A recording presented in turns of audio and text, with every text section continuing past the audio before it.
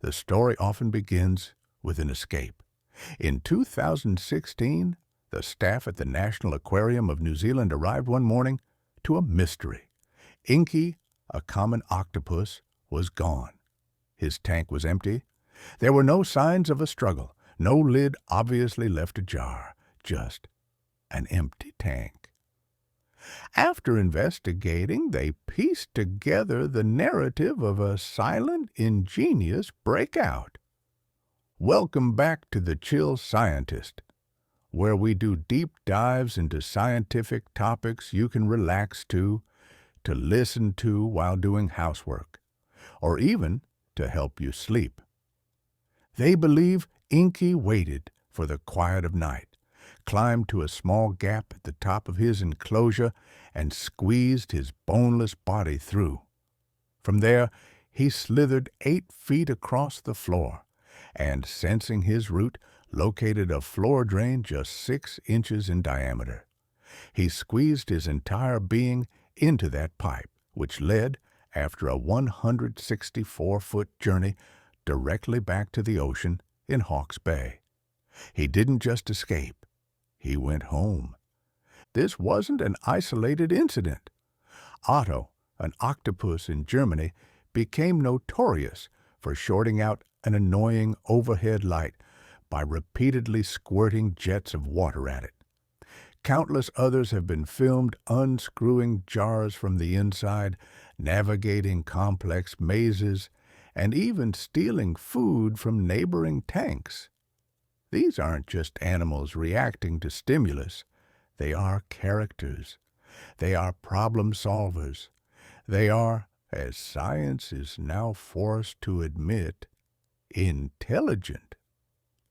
But this isn't the kind of intelligence we're used to.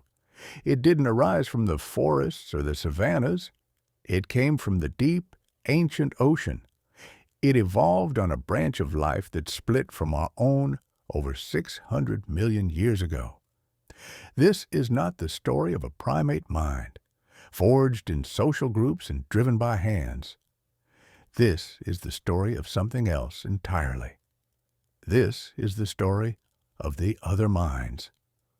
To understand this journey, we have to travel back in time.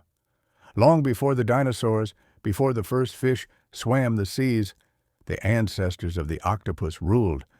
They were cephalopods, but not as we know them. They were encased in heavy, cumbersome shells like their distant cousins, the nautiluses. For millions of years, they were the ocean's apex predators. But the world changed. A new kind of competitor emerged. Fish. Fish were faster, more agile, and armed with powerful jaws. The shelled cephalopods, once masters of the sea, became a convenient, slow-moving snack. They faced an evolutionary crossroads. Stay armored and die, or find a new way to survive. Most lineages did die out.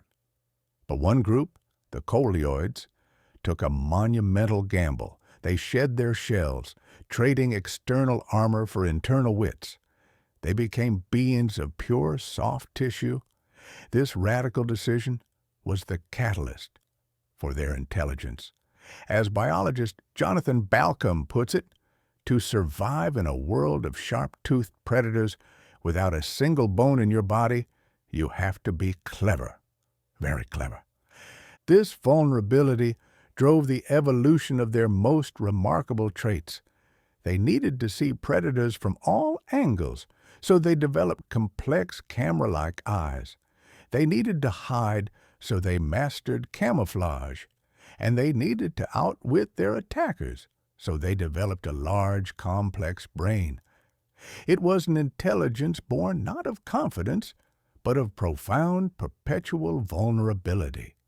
An accidental intelligence, forged in the crucible of fear.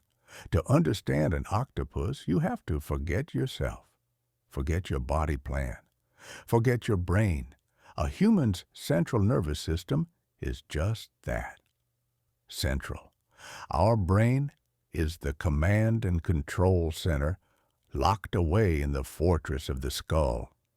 An octopus finds this arrangement quaintly inefficient. It has a central brain, yes, shaped like a donut, with its esophagus running right through the middle. But the real genius is that more than two-thirds of its 500 million neurons aren't in that central brain at all. They're in its arms. It is probably not an exaggeration to say that the octopus's arm is a semi-independent agent.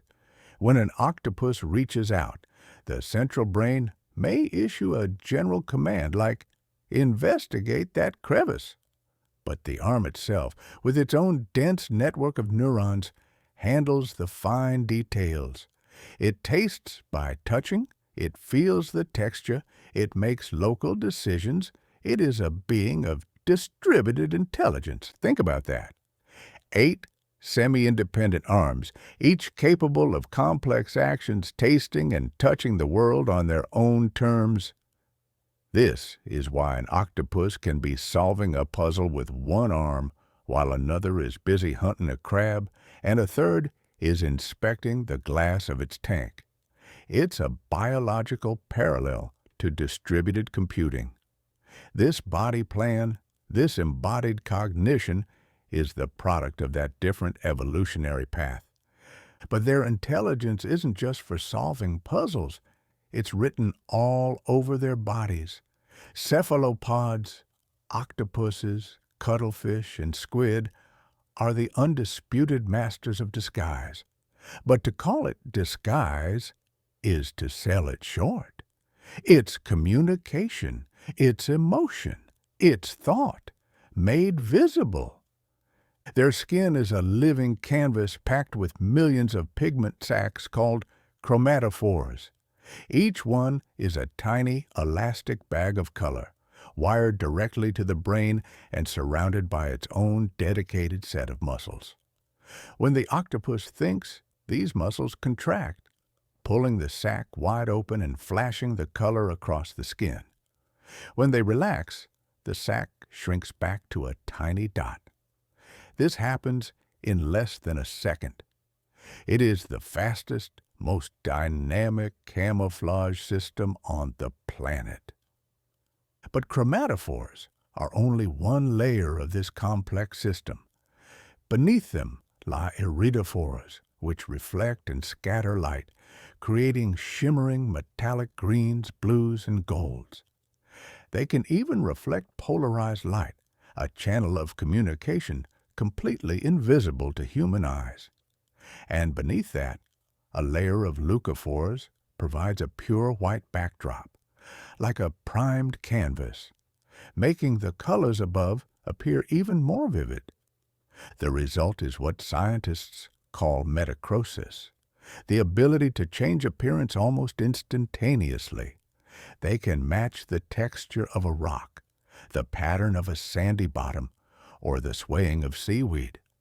The mimic octopus of Indonesia takes this to an extreme, impersonating other, more dangerous animals. It can flatten itself to look like a flounder, bury 6 of its arms to mimic a venomous sea snake, or spread its arms wide to appear like a spiny lionfish. It's a level of conscious control over its appearance that is unparalleled in the animal kingdom. They are wearing their thoughts on their skin in a way we can barely fathom. This is a form of expression so alien to us. We broadcast our thoughts through the slow medium of sound waves and clumsy gestures. A cephalopod broadcasts its state of mind instantly in high-resolution color. What must it be like to think and have that thought immediately and vividly painted across your entire body for the world to see? This leads us to the most profound question, the ghost in this strange 8-armed machine. Is anyone home? Are they sentient? For a long time, the question was dismissed. But in 2021, a landmark independent review commissioned by the UK government led by the London School of Economics, changed everything. After analyzing over 300 scientific studies, the conclusion was inescapable.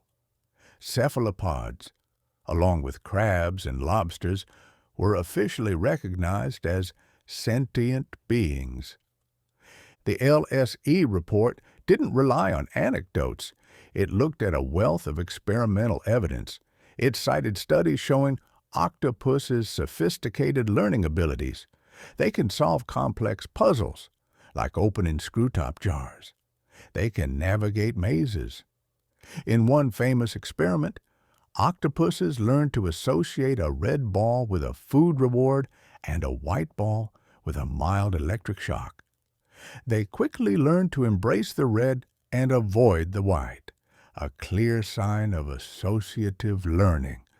But even more compelling was evidence of observational learning, a feat once thought to be the exclusive domain of higher vertebrates. In a 1992 study by Graziano Fiorito and Pietro Scotto, an octopus was allowed to watch another octopus solve the red and white ball problem. When the observer octopus was later tested, it immediately chose the correct food-associated ball without any trial and error. It had learned simply by watching. The report also highlighted physiological evidence. The octopus brain possesses structures analogous to our own hippocampus, crucial for learning and memory. Their nervous system uses the same neurotransmitters, like serotonin and dopamine, that regulate mood and behavior in humans.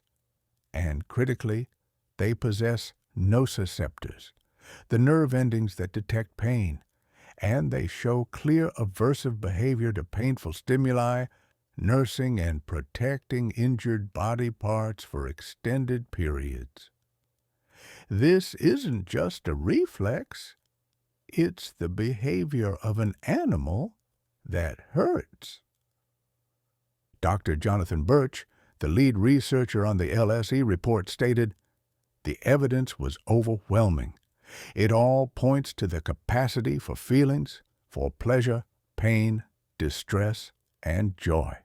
It's no longer a case of if they are sentient, but of how we act on that knowledge."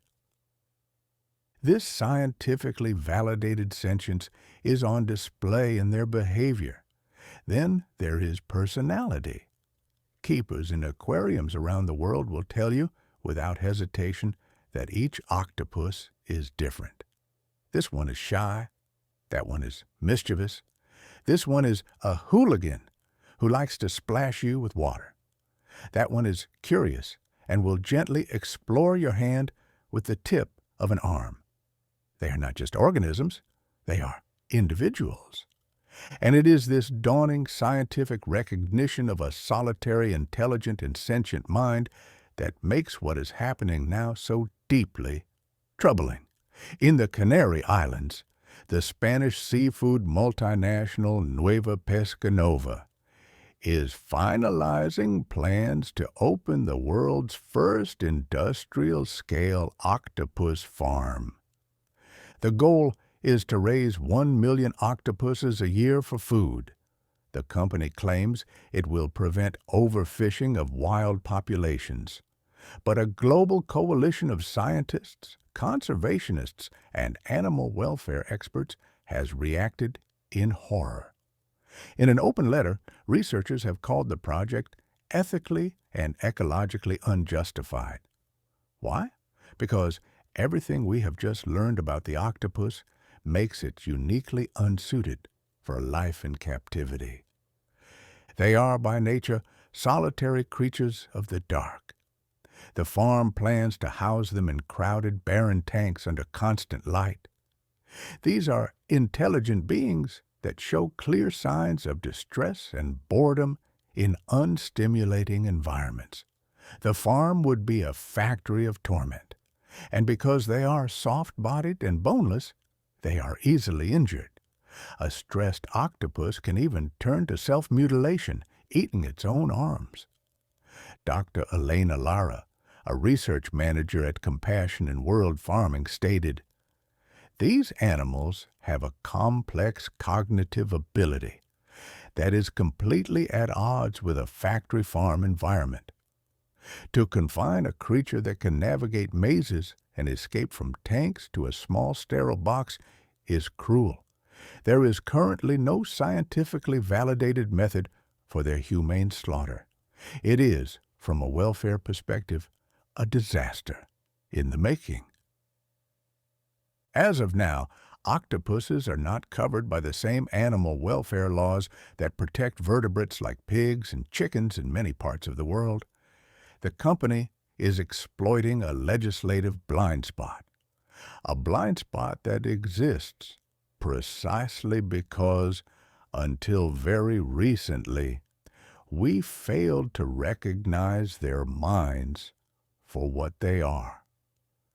Evolution doesn't move in a straight line towards a single peak. It's a branching, chaotic bush, exploring every possibility. On one tiny twig, the primate branch, a particular kind of social tool-using intelligence emerged. We call it our own. For centuries, we saw it as the only kind that mattered. But in the deep, in the dark, evolution was conducting a completely separate experiment. It built a mind not of bone, but of water and wit. A mind that tastes with its skin and thinks with its arms. A mind that speaks in color and texture. A mind that feels. Studying the octopus is like receiving a message from an alien intelligence that has been here on Earth all along. It forces us to decenter ourselves. It shatters our assumptions about what a mind has to be. The question of the octopus farm is not just about animal welfare, it's a test. Do we greet the discovery of a new kind of consciousness with curiosity and respect, or do we meet it with industrial efficiency and appetite? In the end, perhaps Inky the octopus wasn't just escaping. Perhaps he was teaching us a lesson, that any enclosure we build, physical, legislative, or philosophical, is bound to be too small. That intelligence, in all its strange and wonderful forms, deserves more than a cage. It deserves our wonder.